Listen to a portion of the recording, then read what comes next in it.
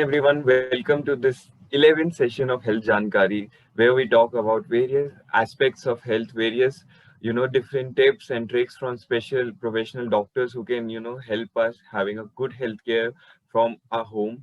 And this is the 11th session in that series. Every Sunday we bring to you different topics that you might be curious about, taking care health of your children or yourself or your parents, people living in different cities. And in this pandemic, health is something that's very important to us. One thing we all have realized is that if it's health, then only other things can be possible.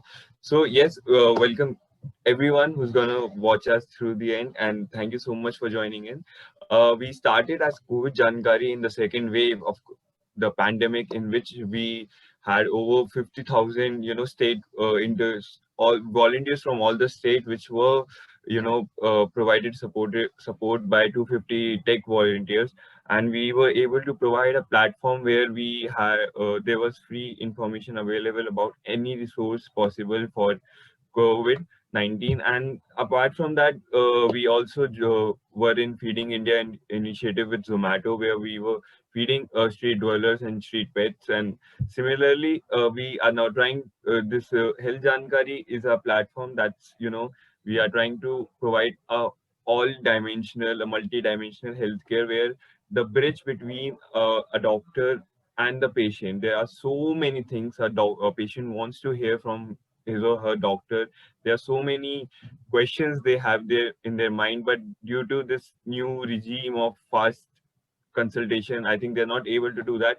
And in that initiative, we have we bring on different doctors every Sunday for you guys. So make sure you support us, make sure you like this, and make sure you send us your questions so that we can ask them for future. And one of the doctors who has agreed to contribute today is Dr. Rakesh Naik. He is a cardiothoracic surgeon working in Jayadeva Hospital, Bangalore, as assistant professor. We welcome you, doctor. Thank you so much for coming. Thank you so much. And good morning to all. So, sir, I'll just quickly, yes, sir, definitely, doctor. I'll just quickly brief my audience. Like, we'll be covering about different aspects of surgery today. We'll be talking about how, what are the myths people face, what are the facts, and how surgery are safer now, a better option for treatment. Apart from that, we'll be going from COVID and heart, of course, because we have seen so many cases of heart disease and heart surgeries. And then we'll be going on to lifestyle disorders. We'll be talking about myths about lifestyle disorders, diet facts, and everything that people find is like they don't have a good source of information. Apart from that, if you guys have any questions, if you want to know something, something, or just feel free to drop them in the chat box, and we'll pick it up towards the end of the question session. Okay, so sir, doctor, let's just begin with our first the thought that everyone has when they hear they have to go to a cardiac surgeon.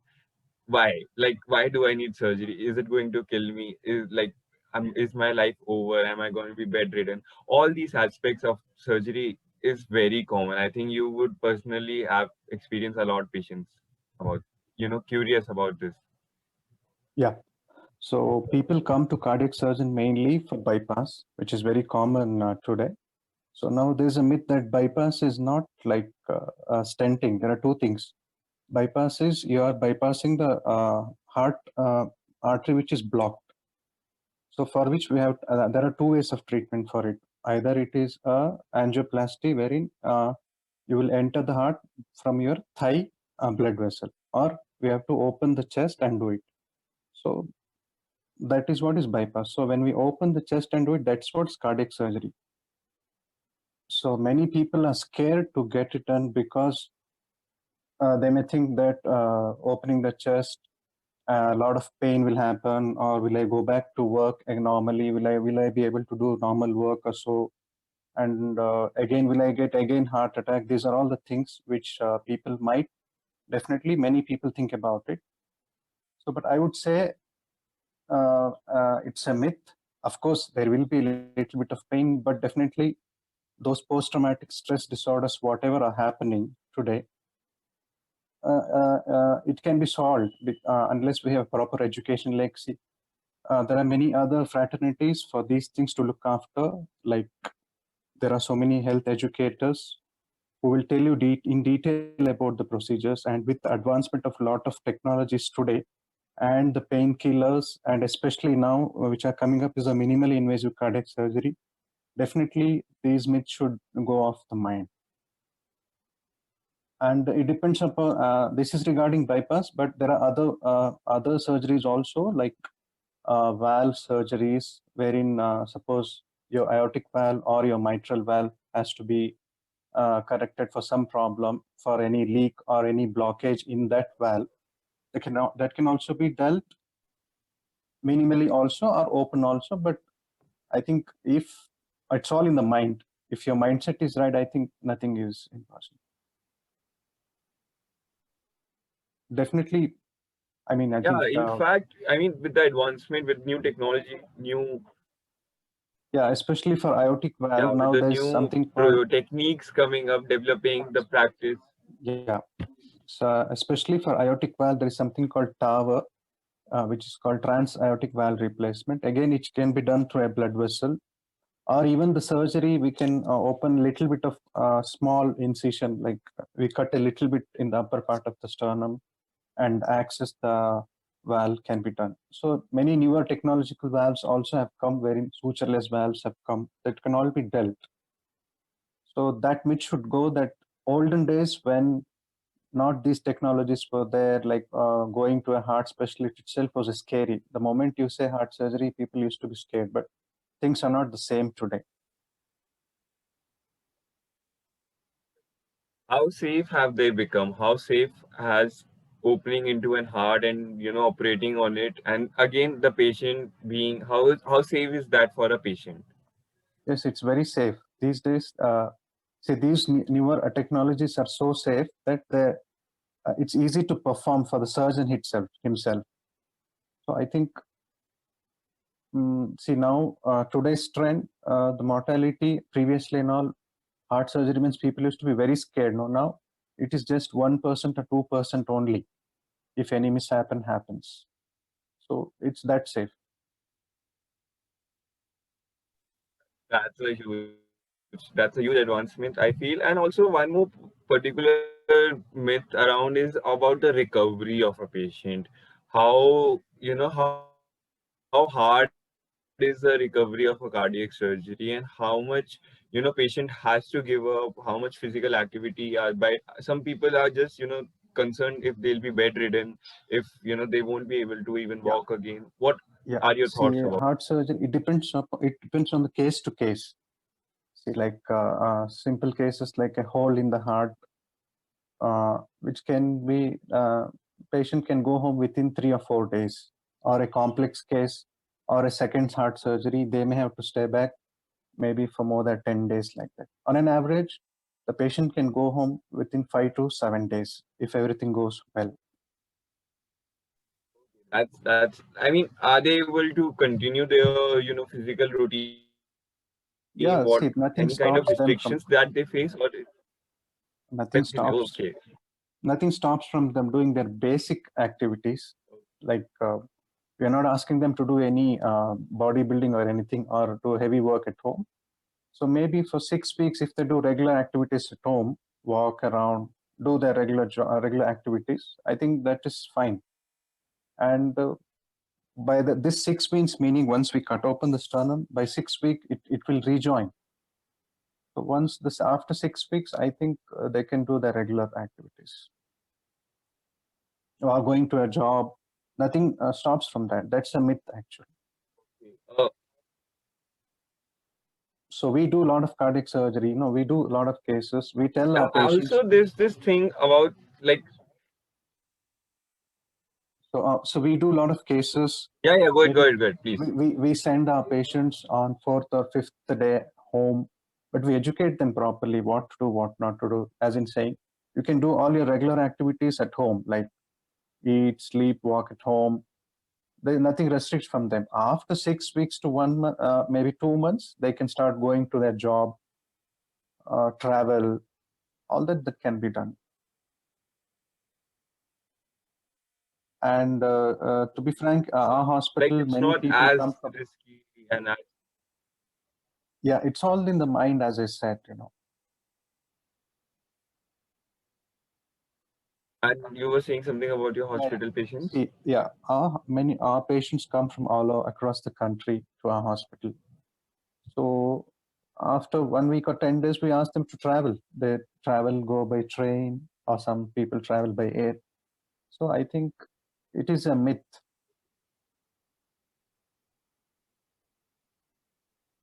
Okay, definitely, I think it's more stable now, more easier now for people to, access the access towards cardiac surgery and the education behind it. Okay, one second. Yes, huh. So yeah, the access towards the cardiac surgery, the access behind the education, and all that aspects have became like it's easier to manage the patient care.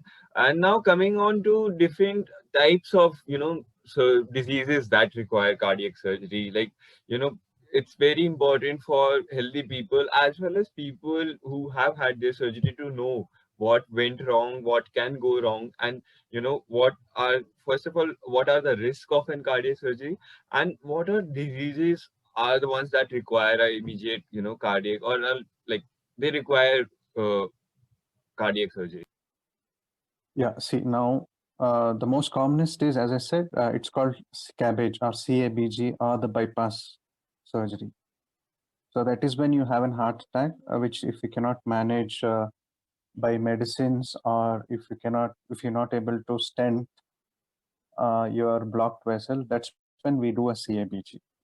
Then there is another category which is common in the country, like what is called as rheumatic heart disease, where your there are four valves in the heart basically, two of which are most commonly affected. One in the Both are in actually left side, what we call as a mitral valve or aortic valve. So this mitral valve is the most commonly affected lesion, mainly children or your adults and people, so which is commonly seen in the country. So that needs either you have to treat them, either you have to replace them or repair them. I wouldn't want to go the detail that because the public may not understand that. But okay, replacement, many people know that is done. And another surgery like for congenital, what we call as in children, most commonly they say a hole in the heart or some which is called as atrial septal defect, or which is called as some another hole called ventricular septal defect, or some children who are born with blue, which is called as tetralogy of Fallot. All these require surgery. So today across the globe, I think these surgeries have become straightforward because of the advancements, more because of the more improvements in the uh, hardwares, etc. And remember, I tell you, this heart surgery is just 50 to 70-year-old only. So much of advancements have happened. I think things are going well. So these are the common Yeah, things, and there are other definitely. complex. Yeah, there are other complex surgeries also. I don't think so. It is of this forum to discuss. Definitely, I think people would be scared already. So you mentioned Yeah, about cardiac heart attack, and there are there are three terms basically that people get confused of between heart attack, cardiac arrest, and heart failure. Can you just explain to our viewers what yeah. See, this are heart these attack. terms? Okay, sure. See, now this heart attack is because of the blockage of your blood vessel, which is supplying the heart. That if not treated in time, or if there is a massive block, then it can cause cardiac arrest, what we call as cardiac arrest. And heart failure is, it can be a sequelae of your heart attack. See, heart attack, if heart is itself another muscle. So if blood supply to the heart is blocked because of some clot or a plaque, or because of a lot of cholesterol on the vessel, So that part of the heart may die because lack of oxygen. So that may not function properly. So then heart will start be failing because it will not give blood to different parts of the body equally. And there are another thing which we say heart failure with preserved ejection fraction, meaning the heart becomes stiff. So there are two things. If I have to explain it in a common thing, so if you see a rubber band, if you take a rubber band, if you stretch too much, the elasticity will go. So similarly, if the heart has got a lot of pressure on it, so the elasticity will go. So that's when we call it as heart is failing. Okay, and sometimes that rubber band is so stiff that you can't pull. So that is also heart is failing. I hope people understood. So basically, heart failure is it is not able to meet the demands of the oxygen to the body. It will fall. So we can means it will reflect in terms of your legs get swollen, your your tummy gets bloated, things like that, and you will get dyspneic, means breathless, you cannot walk. I hope I have answered the question. Yeah, and so, doctor, like, are there any particular symptoms that people should look out for to be, aware if they're having like early signs, something like that, for people to make sure they are Yeah. aware of these signs, so that if they feel something like that, they can immediately seek a healthcare, professional for that. Yeah, see now this heart attack, yeah, definitely. See, we know that this modifiable risk factors, non-modifiable risk factors are there. So patients who are at risk, like those who have diabetes, hypertension, or obesity, they're more prone for heart attack. So such people, if they feel like have any heaviness in the chest, so which is a commonest symptom. So if you feel any heaviness in the chest or any pain which is coming to your jaw or going back or to your left limb, so that time I think you should be very alert and immediately go meet a doctor, take an ECG, see if any changes, and act accordingly. And this heart failure, it's more of a chronic thing where it's not an emergency. So you will come to know you will not be able to take few steps. If you walk, you will feel dyspneic. Dyspneic, meaning breathless, will not be able to walk. Or you in the night you will not be able to sleep properly. Suddenly you may get up in the night and you will feel like I am having difficulty in breathing. Maybe early morning, 3 o'clock, or in the midnight. So such symptoms means that something is wrong in your heart.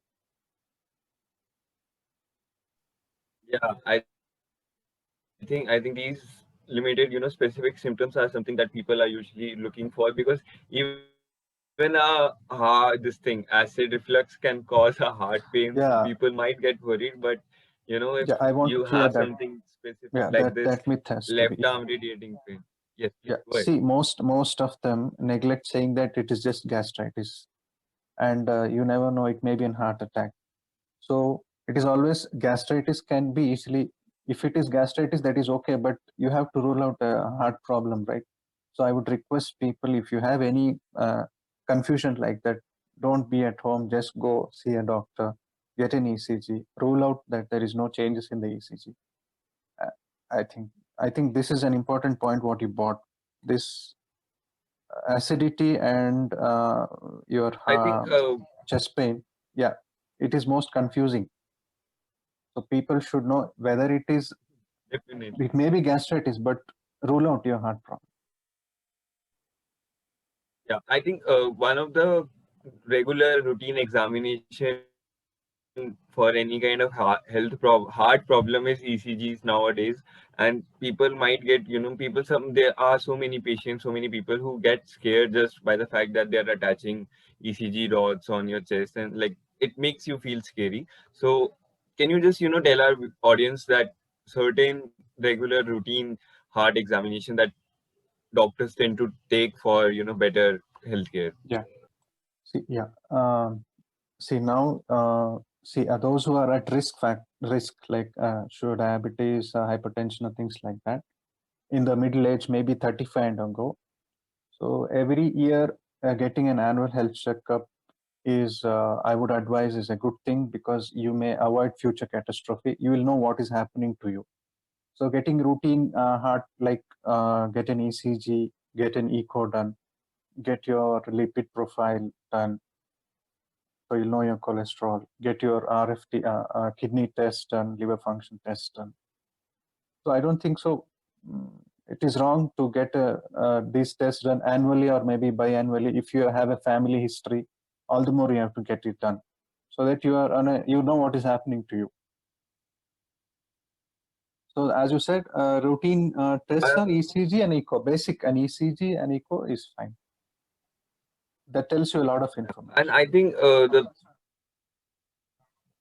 you are continuously stressing about family history. I think it's very important for, like, I think Indians are not much aware about the power of family history in any disease. And I think if they look into it, if they know if how their older generations have been towards lifestyle disease, towards heart disease, they should be pre-prepared about it. They should take extra like measures to make sure they don't fall into the same thing. And family history, I have been reading myself how much contribution of genes are there in diseases like these. And next, coming on to there was one fact that I was reading online. uh Coughing hard during an heart attack, like if a patient knows he's going through a heart attack, and coughing vigorous hard and roughly and very quickly, is that of any help? Is that, or is this a myth? No, I don't know. It's a myth, I believe. See, coughing, see, heart attack is totally different with coughing. See, heart attack secondary to a, which may lead to failure, then he might bring up the cough. But per se, just coughing too much may not relieve your heart attack or something like that. I don't think so. It's correct.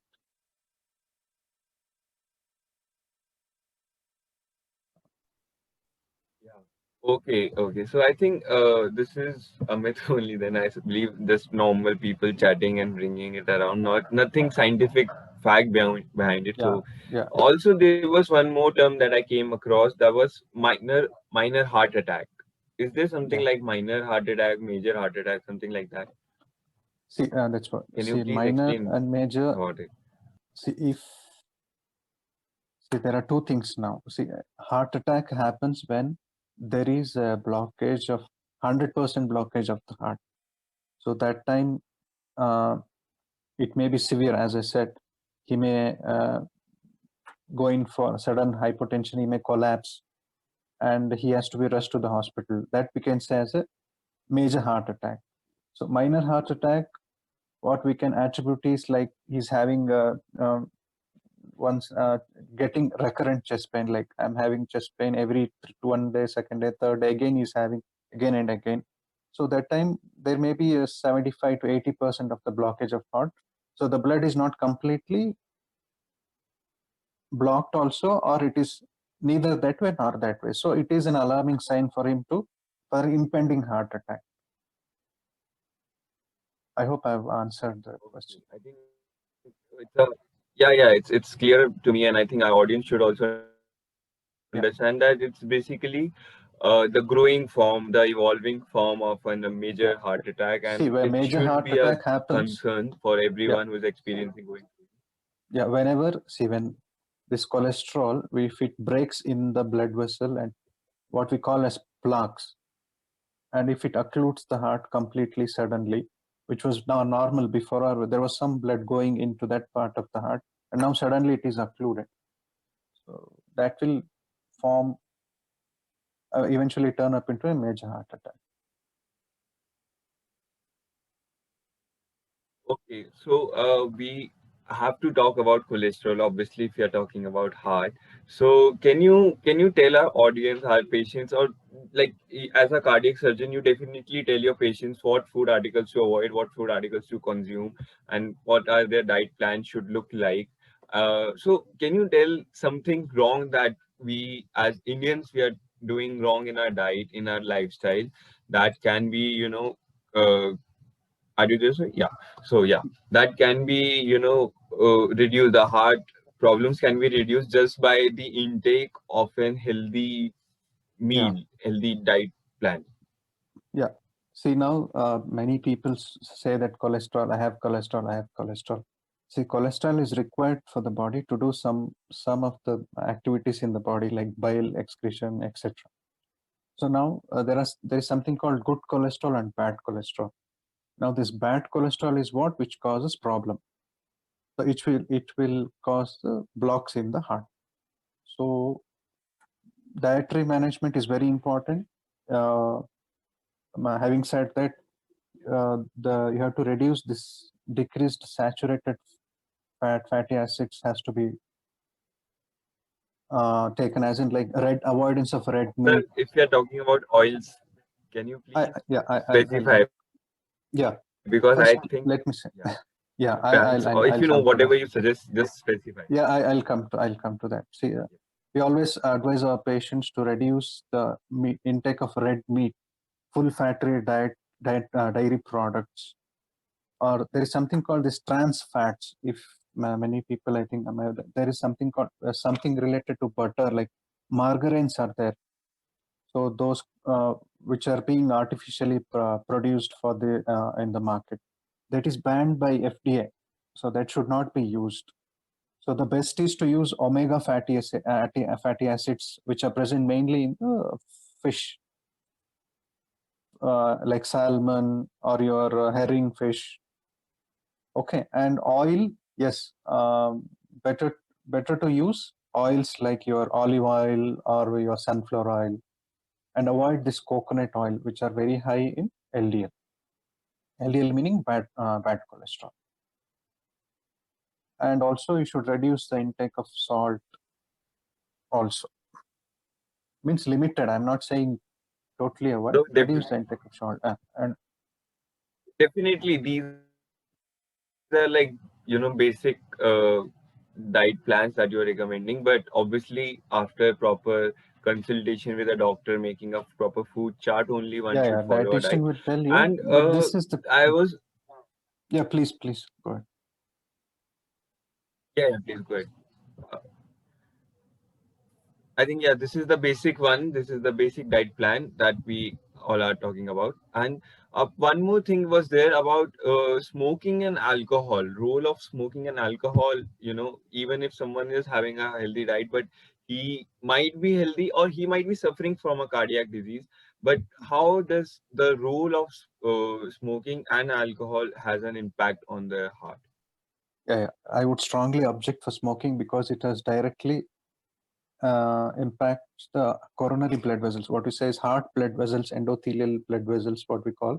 It destroys the endothelial lining of the blood vessel. The blood vessel, it has some lining. So this tobacco, not just smoking, any tobacco related products, I would definitely, I condemn the use of that. Because if you see in children, younger people, like maybe in their 20s, 30s, the heart attack is mainly because of this smoking, if you are aware, and also substance abuse. I agree, like your cocaine, etc. But it's a fashion to smoke. I don't know what that. I strongly condemn that because it directly affects the heart blood vessels. So I kindly request do not smoke. And alcohol also has it will reduce the function of the heart. So try to avoid alcohol as far as possible. The function of the heart will come Sir, down about over here. alcohol. Yeah, the function Sir, about of the the heart. alcohol, I was reading that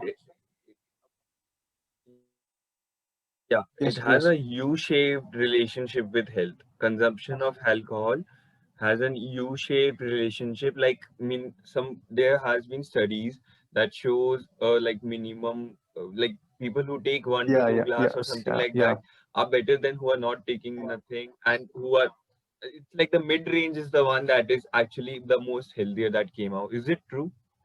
Yeah, there are studies saying that if you take red wine, small little, it is good for the heart. But on the long run, if you take it chronically, it will reduce the function of the heart. There is So maybe, see, I'm not convinced about that because it will affect in some other way. What we are seeing is it will Definitely. reduce the function of the heart for sure, the functioning of the heart. No, I mean, 100% I will not say it will cause heart attack, but it will reduce the function of the heart. Smoking definitely causes heart attack. Okay, so coming from yeah. Okay, so definitely causes heart attack. Okay, that's a really strong Yeah, statement, and yeah, I it think is. It coming is. from a cardiac surgeon, everyone should believe in that. And I It is. It is. can We you have tell our seen. audience, like, it was a very curious question that I got. How many patients of heart attack or like heart surgeries do you experience in your life? Like, how in a day or in a week, how many surgeries do you personally We every see day happening to because of heart attack and all these regular see everyday two majority of the heart attack surgeon. patients you see? Yeah, in our hospital, if we say operate 12 cases, 7 of them are because of heart attack. So basically, why this I India has think it's become a the no to cardiac hub. smoking. Yeah, I would strongly condemn smoking. Yeah, like diabetes, cardiac, the heart India, attack, yeah, and all these together they come up, and India is one of the largest India is population the having capital. these diseases. India is the Uh, capital of diabetes. is India the is capital. becoming the capital of heart problems because of diabetes. I'm sorry to say, but it is a fact. Okay, sir. Okay. So coming to this COVID era, pandemic era, Yeah, as a cardiac surgeon, I have this question for every doctor who comes to this place, to our mm, session. yeah. There would be two types. One would be a case that you are seeing very frequently. The most, the certain case that you might not find it regularly, but it because of COVID, it started to come in a increased amount. And second, my question is a case that you found very peculiar, like you were very, amazed. You were very, it was very exciting for you. It was a new kind of experience for you in because of COVID. Is there anything like that? Yeah, yeah. See, this COVID and heart has very strong relationship. Why I say because in COVID we get what we call as type 2 heart attack, which we have often seen in a hospital. Type 2 heart attack meaning, see, because COVID is like has a habit of forming clots in the body because it damages the blood vessel because of the body reaction, because of the virus, body reacts. So the clots in the blood vessel as in matter anywhere, so it can go to the lungs, it can go to the heart as well. So that type of heart attack was seen in COVID. And second type was the because in COVID everybody was monitoring the oxygen level, right? So the oxygen level was very low to the heart, so heart reacts to that. So that was another type of heart attack which is commonly seen. So this is one we have seen. Another thing is in our cardiac surgery routine for any surgery who has a COVID, and if we do a surgery on him, and he had a higher chances of dying.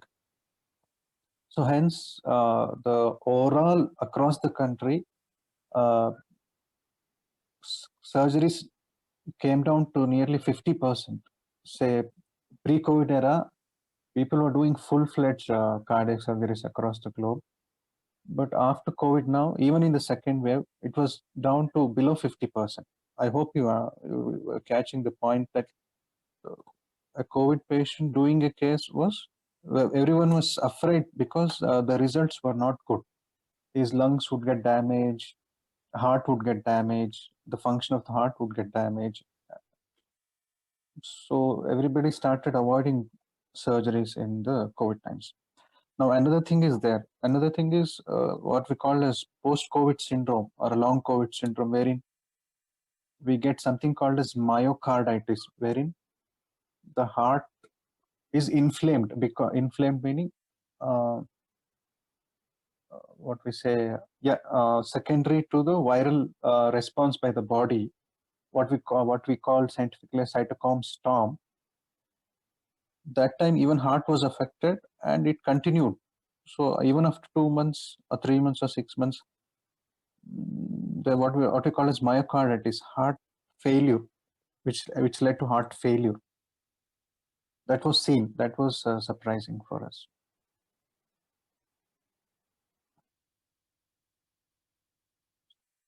Sir, so I Okay. think these were like there have been many educational aspects of how you can take care of heart because of COVID, and anything peculiar you want to tell your viewers about your patients, how they can manage a good, healthy heart with, even in like the people who are healthy but they're working from home, they are not going out, they're having no physical activity. They have started to come up with obesity, and Yeah. they have become a risk for developing heart disease. So anything for the healthy ones who are impacted by the COVID lifestyle. Yeah. Yeah. First and foremost thing is do not smoke. Yeah, my younger generation people don't have a sedentary life. Do a brisk walk at least 5 kilometers a day, every day in the morning. Now today's trend is they're doing yoga, a lot of yoga. Then avoid this saturated fatty foods and avoid junk foods and do not take stress. Yeah, That is one whatever of their the mommy tells them to do, follow yeah, that. yeah, yeah. And now I another think that would important thing be is the best stress. one. Stress. So divert your mind. Get involved in some activity. Stress is one important thing, which is the younger people are more affected. I think these are the 4 5 Okay, things doctor, which we there manage. are so many, patients.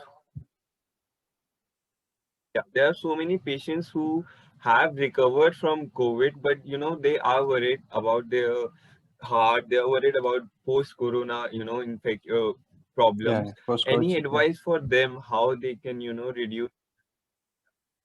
See, that's what. What in our heart and lung field, what we are seeing is long COVID syndrome, which is causing myocarditis and your lung fibrosis. Means lung is that part of the lung which was affected is shrunken. So, so I think it will take maybe over 6 months. It will take time to recover, and there are some medicines which are in experimental thing now. Certain medicines are also have come in the market.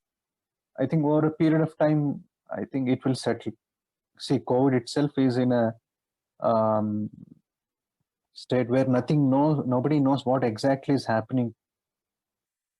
Now that vaccinations have come, I think those problems also will get settled because the severity of the infection will come down because of the vaccines. Okay.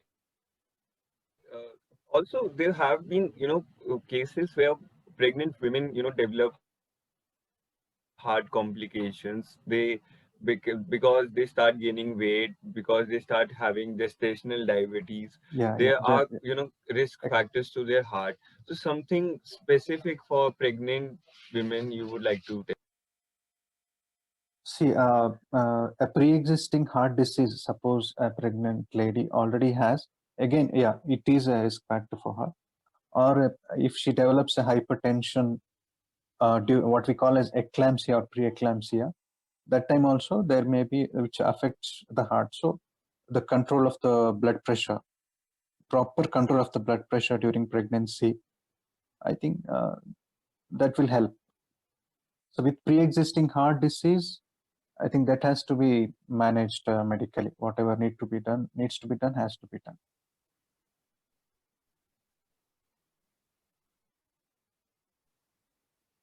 I think from the audience, I'll just start up with the audience question now.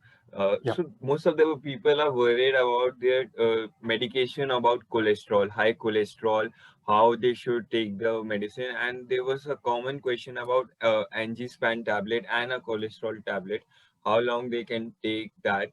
So can you tell us about the treatment plan that is a Yeah. regular or the model treatment plan about high? See, that's what cholesterol management. First is a dietary management. If the cholesterol levels are borderline, try and use your dietary modifications like having low fat diet, avoid trans fats, and if it is borderline or if it is not controlled by these things, then you can use the statins, what we call as atorvastatin or something, which reduces the cholesterol in the body. I think if we follow regularly, I think what are the common side effects of these tablets? see, the most common side effect is that you will get the pain, like muscle pain. So that's why preferably take in the night, so that in the night you sleep aram say, you will not know what is happening. And somebody was asking about Angispan. Yeah, Angispan is to reduce the angina, chest pain. Already patient who are having little bit of blocks, so that is given for them to reduce the chest pain, which has to be taken regularly. So tablets should not be missed, otherwise symptoms will occur. Okay, one more question. One of the most frequent question that we got today was taking care of how to take care of your heart in COVID times. The doctor has already answered, and I would like my viewers to know that all of this will be uploaded on our YouTube and our Instagram and our social media. So you don't have to worry like you'll lose all the information. It's just there. It's for you guys, for our viewers to watch them. And next time you go out to buy your like grocery shopping, or next time you feel you are having something wrong with your heart, just go through this video, and I think most of the general questions have been answered. And apart from these, there was one more question about how does hyperthyroidism affect heart. Like further, the like thyroidism is something that has become one of the most common disease. Like it's gaining its reputation nowadays, with a lot of patients coming in with hyper or hypothyroidism. So can you Yeah, tell our viewers about both, if they are suffering from hyper and hypo, what happens to their heart? yeah, both hyper, like they are one of the predisposing factors for heart failure because of the hormones. So I think if we meet an endocrinologist and if you control your thyroid levels appropriately, I think there should not be a major problem. Only the uncontrolled ones are one which affects the heart.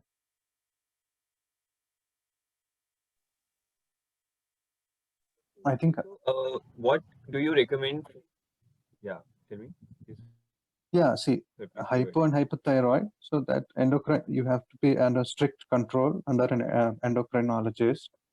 Your hormone level should be adequately maintained with the tablets. See, all these are the preemptive factors for heart failure, which can be managed by taking proper medicines.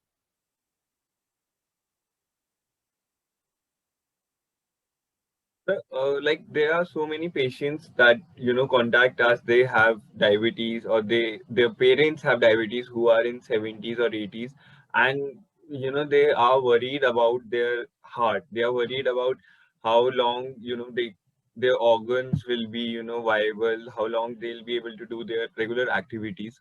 So what is your like, how would you recommend your patients to be not to stress about it, and how would you counsel your patient about all these scared nature of heart See, disease? most of our patients are either diabetic or hypertensive who are undergoing surgeries. So we strictly tell them, you strict control of your sugars is very important, and strict control of your pressure, BP, what we call.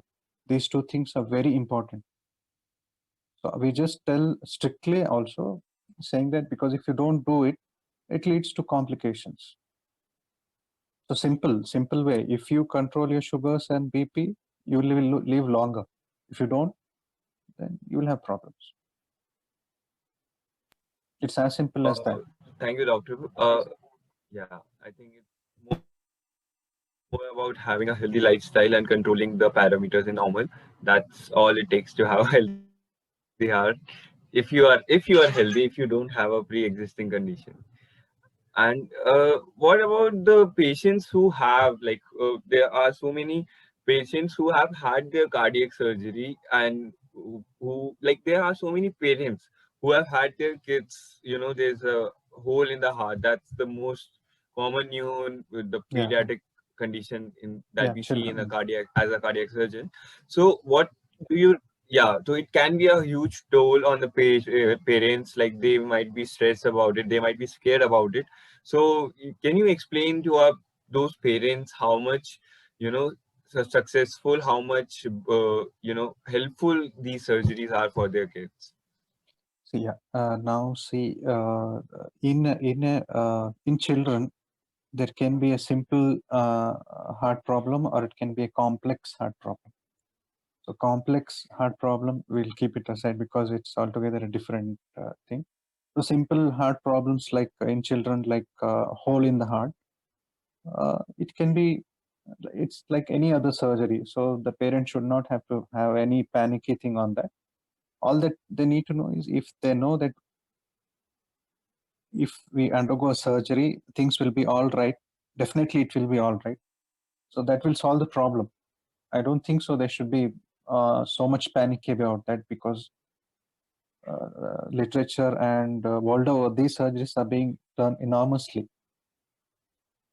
And at the same time, I would say these complex surgeries have their own things where the child may have to undergo second surgery or third surgery.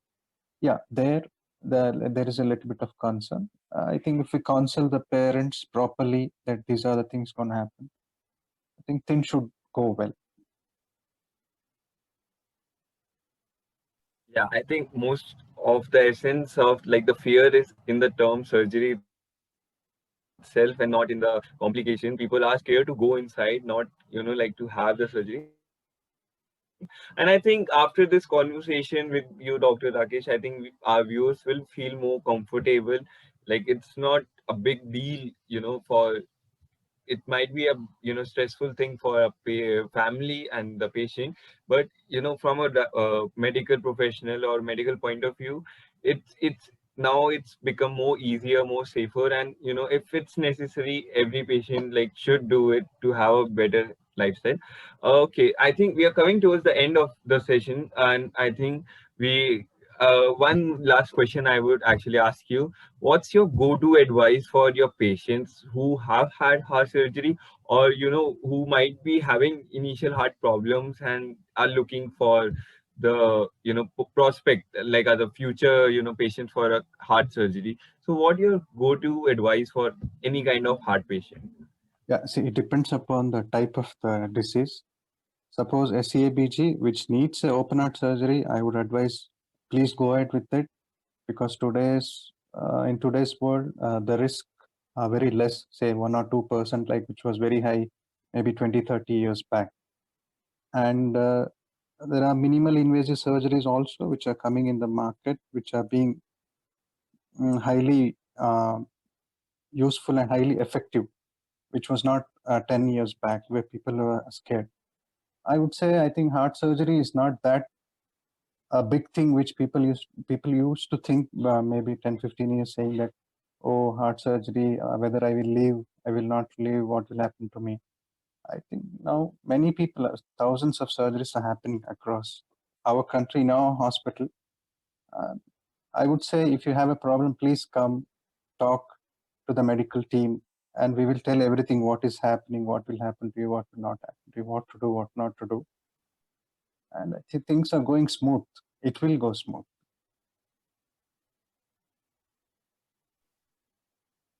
Definitely, that's the whole purpose of this health Jankari session that we have every weekend, every Sunday, to link the patient, the bridge that gap between the doctor and the patient, because these are these are certain thoughts, questions that patients come across every day, and they're just resistant to going to the doctor directly, asking them directly. But a doctor coming back to their home, sitting down, they can watch this thing with their family, and they can know it's safer, it's easier, and it's very it's basically a kind of education that everyone needs to have a healthy lifestyle, and that's what we are doing. And thank you, doctor, for joining us today. I'll just quickly tell our audience about the Health Jankari initiative.